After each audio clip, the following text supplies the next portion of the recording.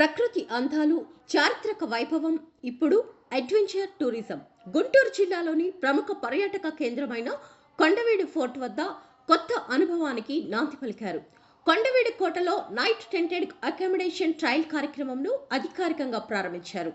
ఈ కార్యక్రమం ద్వారా పర్యాటకులకు ప్రకృతి మధ్యలో రాత్రి బస చేసే ప్రత్యేక అనుభవాన్ని అందించనున్నారు. అడవుల మధ్య, చల్లని గాలి మధ్య, నక్షత్రాల కింద రాత్రి గడిపే ఈ అనుభవం అడ్వెంచర్ ప్రియులకు ఒక కొత్త ఆకర్షణగా మారనుంది.